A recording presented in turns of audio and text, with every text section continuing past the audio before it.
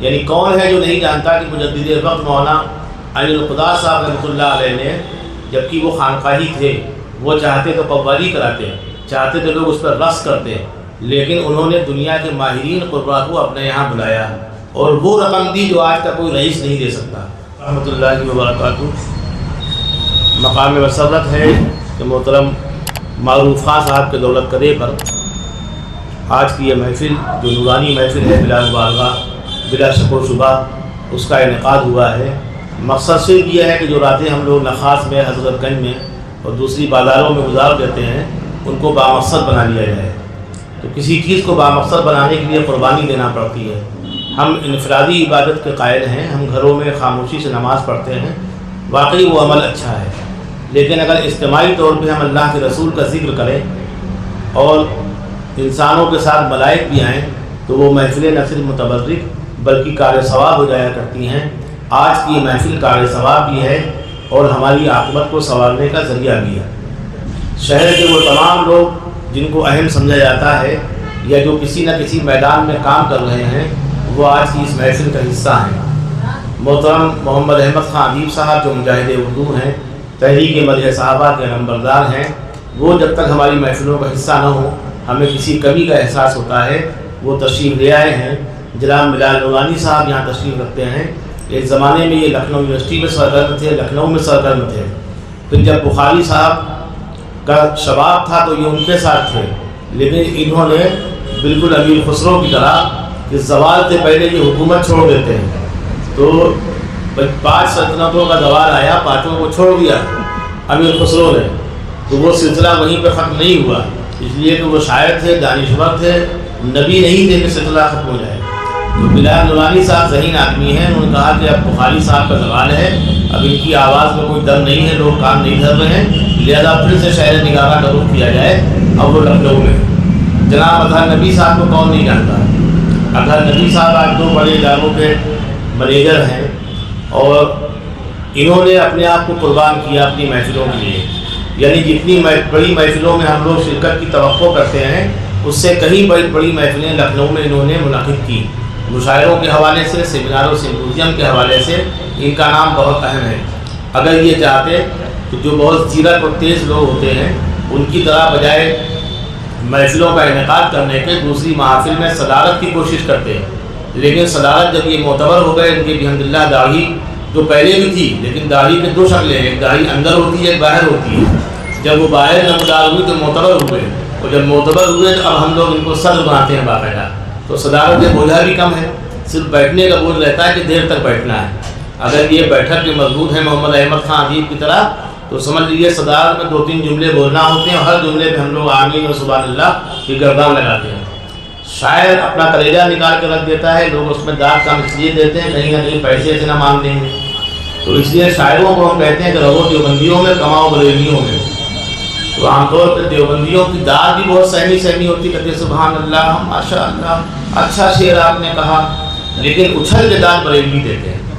تو جو چیز جہاں اچھی ہو وہاں سے لے لی جائے، اس لیے کہ امت محمدیہ بریلوی بھی ہیں، دیوبندی بھی ہیں، سلفی بھی ہیں اور اہل حدیث بھی ہیں۔ اہل حدیث تو یہاں تک سختگیر ہیں، وہ کہتے ہیں دیوبندی بھی تھوڑے والے مشرک ہیں، یعنی وہ گدرا پھیلا کے نماز پڑھتے ہیں، اور خطرناکی کی انتہا یہ کہ بالکل ڈنڈوت کا عالم ہے، جب وہ سجدے میں جاتے ہیں تو بالکل پہلوان کی طرح اپنے آپ کو ہلاتے ہیں، اس کے بعد بالکل سجدے میں پھانس جاتے ہیں۔ تو یہ کیفیت ہم دیوبندیوں کیا نہیں ہے۔ دیوبندی سے مراد یہ مت سمجھیے خدا خاصہ کوئی دوسرے مسلک کا ہو تو کہے باہر کا راستہ دیا جائے، بلکہ ہمارا مسلک تو یہ ہے کہ نہ دیوبندی نہ کوئی بریلوی ہوں میں، نہ دیوبندی نہ کوئی بریلوی ہوں میں، میری شناخت یہی ہے محمدی ہوں میں۔ تو ہمیں محمدی بن جانا چاہیے، تمام فتنوں کا خاتمہ ازخر ہو جائے گا۔ آپ دیکھیے تمام محافل میں یہ ذکر ہوتا ہے، اور علماء کرام تو عام طور پہ جنت دوزخ کے اتنے قصے سناتے ہیں کہ آدمی خوف زدہ ہو جاتا ہے، رونگٹے کھڑے ہو جاتے ہیں۔ جہاں جہاں کے بال آزاد ہیں وہ سب کھڑے ہوتے ہیں، خدا سے کہتے ہیں یا اللہ معاف کر دے، ورنہ پتہ نہیں وہاں کیا ہونے والا ہے۔ لیکن شعراء کرام نے ایک نئی راہ نکالی، صوفیاء کرام نے ایک بچت کا راستہ نکالا۔ اسی حوالے سے ایک خاتون نے کہا، شیعہ شاعرہ ہے، سبت رضی کی بہن، سبت رضی جو گورنر جھارکھنڈ بھی رہے اور بڑے بڑے منصبوں پہ رہے، ان کی بہن نے کہا کہ بتا رہے ہیں وہ اس طرح حال دوزخ کا، بتا رہے ہیں وہ اس طرح حال دوزخ کا کہ جیسے حضرت وارث وہیں سے آئے۔ یہاں لکھنؤ کے ایک منجلے شاعر تھے، ناگپور تھے، اور وہ بھی ہماری طرح نہ دیوبندی بن پائے نہ بریلوی، اس لیے فائدے میں رہے۔ جب ضرورت شاہینہ صاحب میں ہوئی، حضرت خواجہ معین الدین میں ہوئی، تو وہاں بھی ہم نے جھنڈے گاڑے۔ اب ضرورت ہوئی امام مدح صحابہ عبدالعلیم فاروقی صاحب کو انہوں نے محبت سے دیکھا تو وہاں بھی چلے گئے، اور محمد احمد خان ادیب صاحب ہمیشہ محبت سے دیکھتے رہے۔ تو یہ چونکہ واقعی قائد ہیں، اور ان کے بعد آپ دیکھیے ان کی رونقیں دیکھیے، تو یہ جو اپنے وقت کے قداور شاعر تھے علی صفدر جعفری وغیرہ، ان سے کہیں خوبصورت آدمی ہیں۔ اگر والی اعظی کو معلوم ہوتا کہ یہ نظامت نہیں کریں گے، شاعری کریں گے، تو وہ بھی ان کی شاگردی میں آ چکے ہوتے ہیں۔ قاری شمس الہدیٰ رحمانی صاحب یہاں تشریف رکھتے ہیں۔ ان کا کارنامہ یہ ہے کہ ہم لوگ ڈاکٹر، انجینئر، پروفیسر اور پتہ نہیں کیا کیا پیدا کرتے ہیں، اور گردن ٹیڑھی ہو جاتی کہ میں کچھ ہوں۔ یہ بحمداللہ ہیں۔ یہ ہمارے دور کا عجیب فلسفہ ہے کہ جو دنیا کی سب سے مقدس، مفید، پر از معلومات کتاب کو پڑھتے ہیں، پڑھاتے ہیں، اس کے رموز و نکات کو سمجھتے ہیں، تراجم پہ غور کرتے ہیں، ان کو چھوٹا اور ہلکا سمجھا جاتا ہے۔ لیکن وہ لوگ جو وہ تعلیم حاصل کرتے ہیں جس پر صرف دولت آتی ہے، وہ بھائی کیا بن جائیں گے؟ اب بہت زیادہ M L A M P بن جائیں گے۔ اچھا بن جائیں گے تو ہمارے کس کام کے ہوں گے؟ بھائی وہاں اویسی کم از کم چیختا بھی ہے، لیکن باقی تو ہم میں چیخ والے لوگ ہی نہیں، ان کی آوازیں اور ختم ہو جاتی ہیں، بالکل جاذب لگنوی بن جاتے ہیں۔ یہ پڑھتے ہیں، کافی انکوٹ ہونا پڑتا ہے، اور پیسے پورے اٹھا کے چلے جاتے ہیں۔ تو اللہ کا کرم ہے کہ معروف خان صاحب کو اللہ نے سیاسی سوجھ بوجھ بھی دی اور سماجی کام کرنے کی توفیق بھی دی، اور اپنے والد گرامی حاجی عبدالرؤف خان سے جو کچھ ان کو ملا تھا، جس طرح وہ غریبوں کی مدد کرتے تھے، مساکین کی مدد کرتے تھے، پڑوسیوں کی خبرگیری کرتے تھے، وہ ساری چیزیں اللہ نے ان کے سینے میں اتار دی۔ اس لیے انہوں نے اپنے والد گرامی کے نام سے ایک ٹرسٹ قائم کیا، اور ہمیں خفیہ طریقے سے معلوم ہوا کہ بہت سے غریبوں کو مکان بنا کے انہوں نے دیے ہیں، جو یہ کبھی بتاتے نہیں اور بتانا بھی نہیں چاہیے کہ کار نیک تو وہ ہے کہ ایک ہاتھ کی خبر دوسرے کو نہ ہو۔ لیکن مقبول احمد لاری اپنے یہاں افطار سے آدھا گھنٹہ پہلے شیرمال کباب بانٹتے تھے غریبوں میں۔ لوگوں نے کہا کہ یہ آپ کا عمل دکھانے والا عمل ہے۔ کہنے لگے یہ عمل ہم نے اپنے بیٹے نہیں بلکہ اپنے پوتے تک پہنچا دیا ہے، اور یہ تشہیر برائے ترغیب ہے۔ یعنی معروف خان صاحب کسی کو آٹے کی بوری دیں، کسی کو شال دیں، کسی کو کمبل دیں، اور کسی کو 2 لاکھ روپے دیں، اس کو نہیں بتانا چاہیے یہ اچھا عمل ہے، لیکن اگر ان کے عمل کو ہم لوگوں کو بتائیں تو اس میں تشہیر برائے تبلیغ ہے، یعنی ایسی پبلسٹی ہے جو مفید ہے۔ یعنی جب یہ دیں گے تو بلال نورانی صاحب کو اللہ توفیق دے گا کہ ان کو بھی کام کرنا چاہیے اور غریبوں کی مدد میں حصہ لینا چاہیے۔ جب بلال نورانی صاحب آگے آئیں گے تو اطہر نبی صاحب کہیں گے کہ یار اب لگتا ہے وقت کم رہ گیا، تو اچھے اچھے کام کرو۔ اس میں یہ مت سمجھیے کہ برے کام کر رہے ہیں، اچھے اچھے کام کرنے کا مقصد یہ ہے کہ جو عمر بچی ہے اس میں اچھے کام کر دیے جائیں۔ یعنی اطہر بھائی جب آئیں گے، جب پاکیزہ لوگ آ جائیں گے تو ہم جیسے لوگ بھی کام کریں گے۔ تو تشہیر برائے ترغیب بھی ہے۔ اللہ کیا وجہ تھی کہ اللہ کے رسول نے حسان بن ثابت کی معتبریت تھی، ان کو ممبر مبارک عطا کر دیا، کہنے بھائی اسی پہ جھومو، اب دیں گے تمہیں کچھ نہیں۔ لیکن ہمارے رسول بخیل نہیں تھے۔ اللہ کے رسول نے امت محمدیہ کو یہ پیغام دیا کہ تم جب تک رہو فراخ دل رہنا، تمہارا دسترخوان وسیع ہوگا، تم بریلوی دیوبندی تو بہت بعد بنو گے، اب ہم لوگ بنے، لیکن تمہیں محمد کی سنت پہ عمل کرتے ہوئے شاعر رسول کو بالاعلان نوازنا ہے۔ یہ نہیں کہ لفافہ اس کے گھر کل پہنچا دیں گے، کسی کو خبر نہ ہو۔ زکوٰۃ نکالنا تو ٹھیک ہے، خاموشی سے، لیکن یہ ادب کا حسن جو ہے، ہم لوگ اپنے جسموں کی زکوٰۃ نکالتے ہیں تو ادب کی زکوٰۃ بالاعلان دینا چاہیے۔ بھائی اطہر نبی صاحب باقاعدہ لفافہ دیتے ہیں ہم لوگوں کو، ورنہ کہیں کل پہنچا دیں گے اور کل گیا اٹل تو معلوم ہو گیا اٹل۔ تو اس لیے ضروری ہے کہ ہر اچھے کام کی تشہیر کی جائے اور اس کو تبلیغ کے طور پہ کیا جائے۔ تو معروف خان صاحب کی یہاں اچھی خوبی یہ ہے کہ ان کے یہاں ہر مسلک، ہر مرتبہ فرقے لوگ رہتے ہیں، اور امید کی جانا چاہیے کہ آنے والے وقتوں میں یہ ہم لوگوں کی قیادت محلے سے اور شہر سے نکل کر سنسد تک کریں گے۔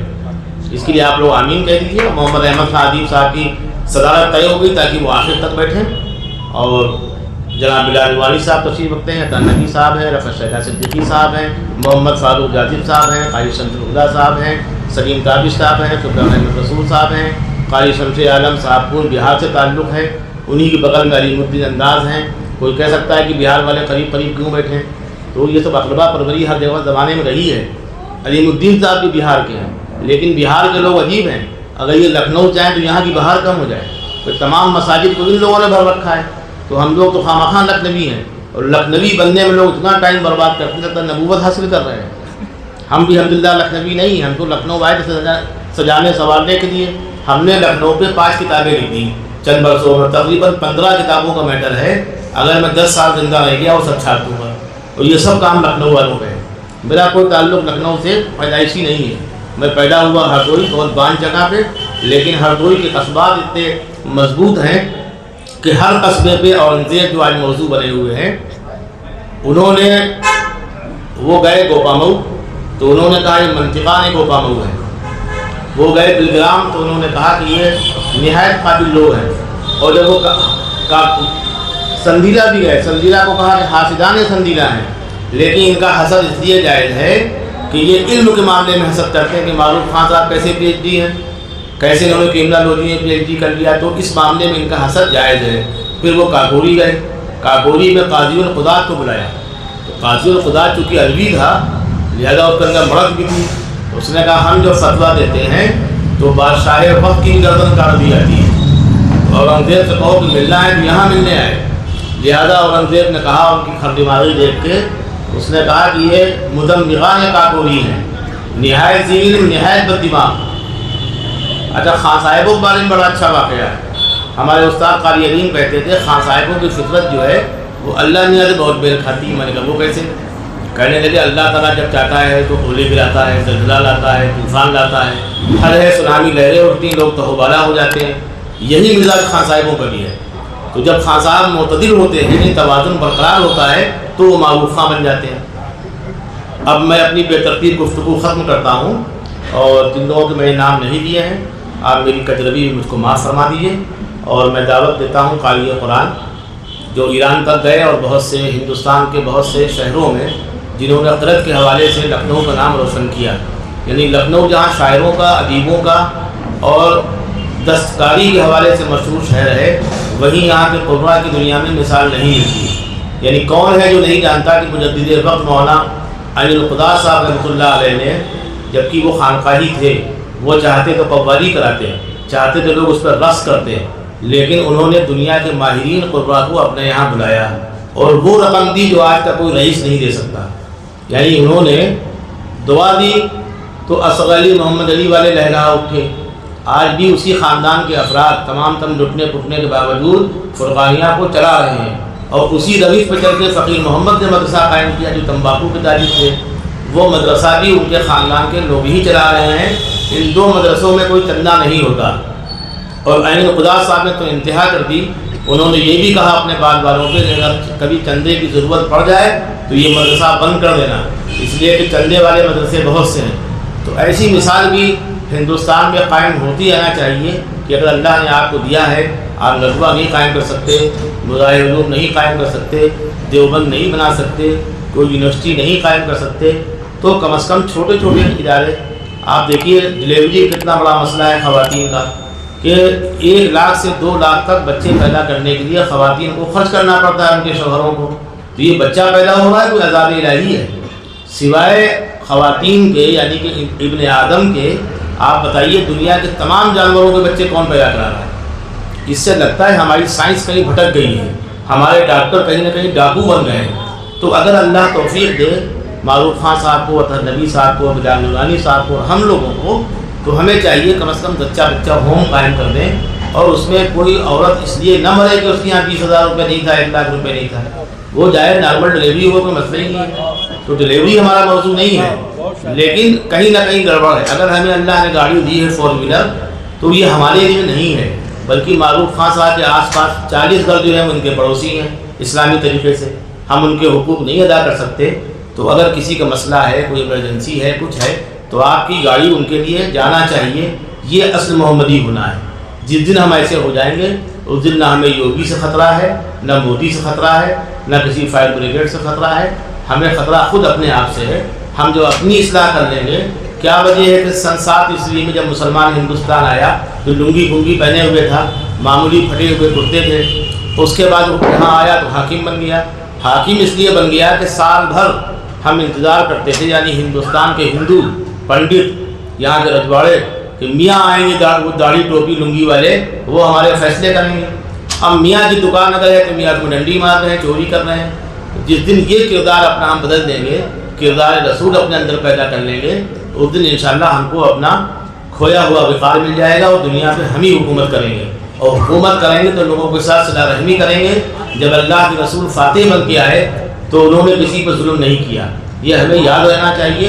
ہمیں جب موقع ملے گا تو ہم وہی سنت ادا کریں گے۔ اب میں چلتا ہوں جناب قاری بدر الدجا صاحب کے حضور کہ قاری بدر الدجا صاحب کے بارے میں سب بتا چکا۔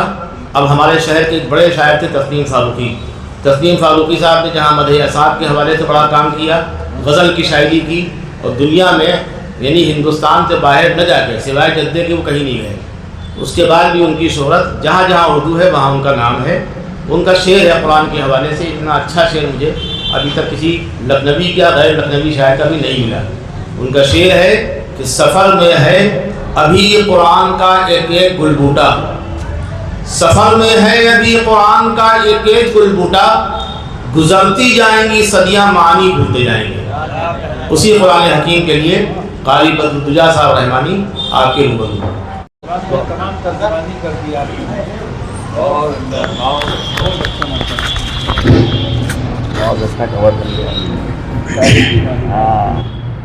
أعوذ بالله من الشيطان الرجيم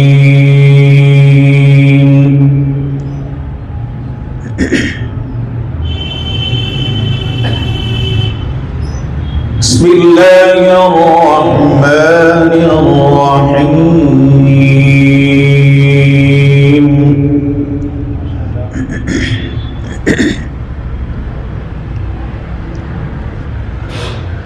إن المتقين في جنات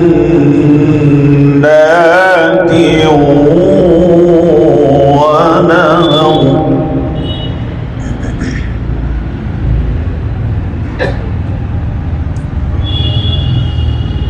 في مقعد صدق عند مليك مقتدر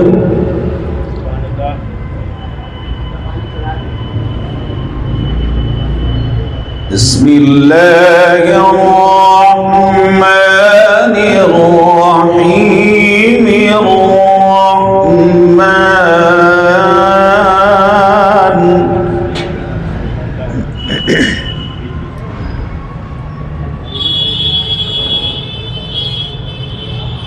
علم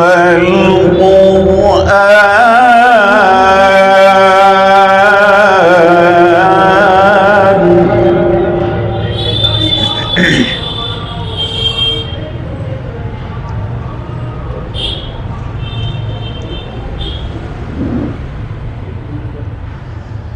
إن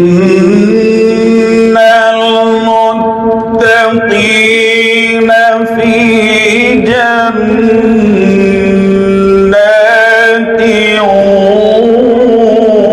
ونهر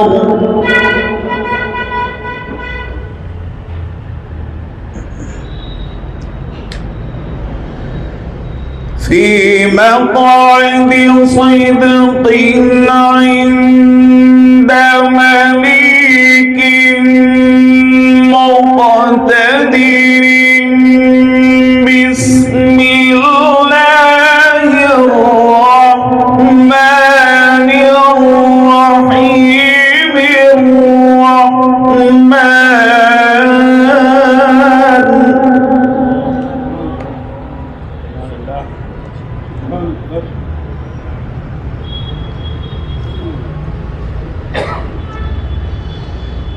الرحمن علم القرآن خلق الإنسان علمه البيان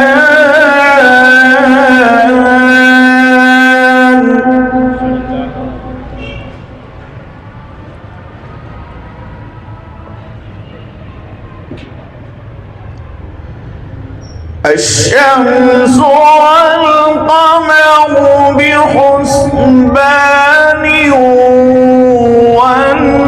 والنجم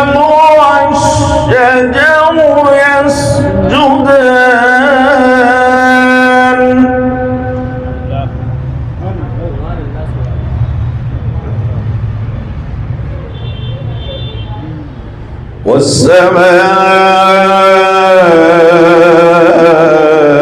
رفعها ووضع الميزان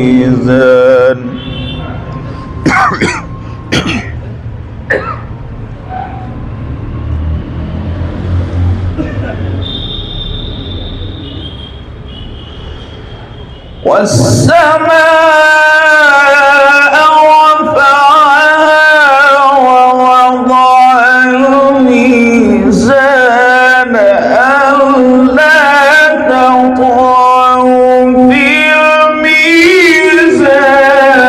الميزان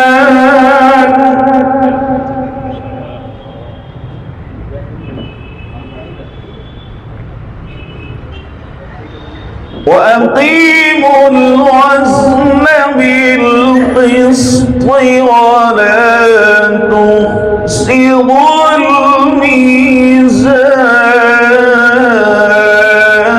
الميزان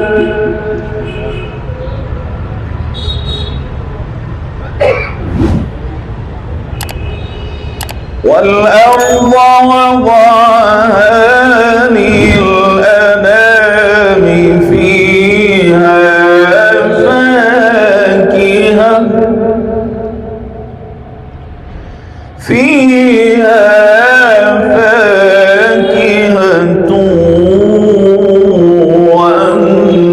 والنخل ذات الأكمام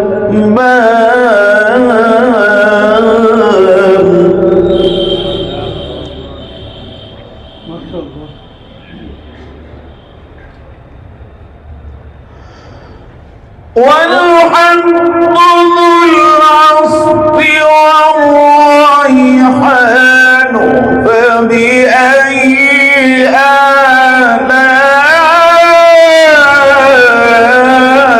آلاء ربكما تكذبان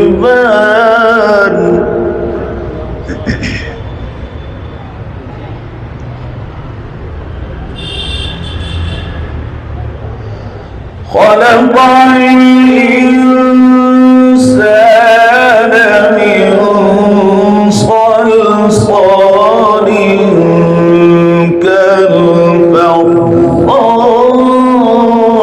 كالفخار وخلق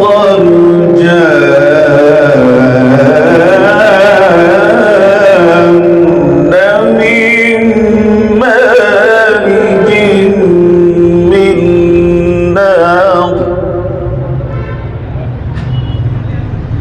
فبأي آلاء ربكما تكذبان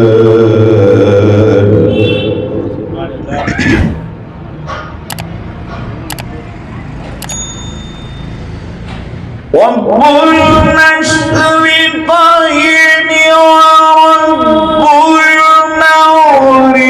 المغربين فبأي آلاء ربكما تكذبان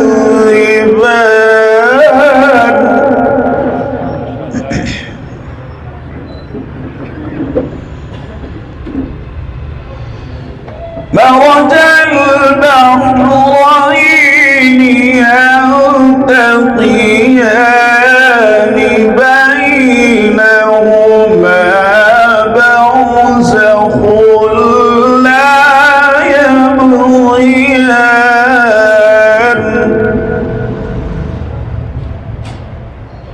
فبأي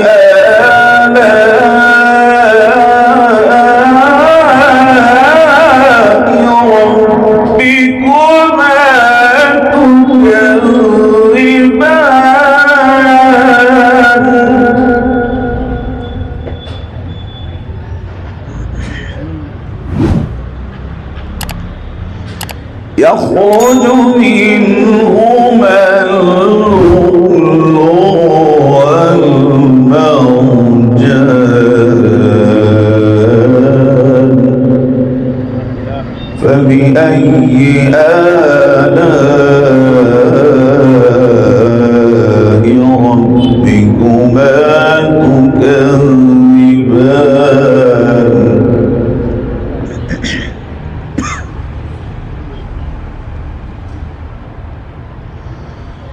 وله الجوار المنشآت في البحر كالأعلام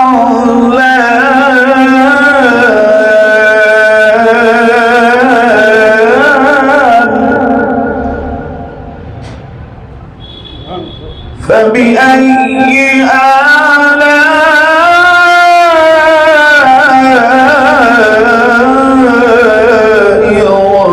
ربكما تكذبان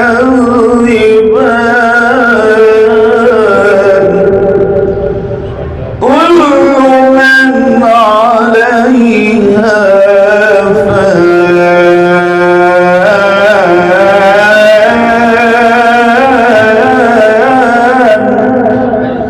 فبأي آلاء ربكما تكذبان صدق الله العظيم. لرن آن لائن کی جانب سے آپ سے بس اتنی التجا ہے کہ ہمارے اس پروگرام کو لائک، شیئر اور سبسکرائب ضرور کریں. ساتھ ہی بیل آئیکن دبانا نہ بھولیں جس سے ہماری ہر ویڈیو آپ تک اپلوڈ ہونے کے ساتھ ہی پہنچ سکے. شکریہ.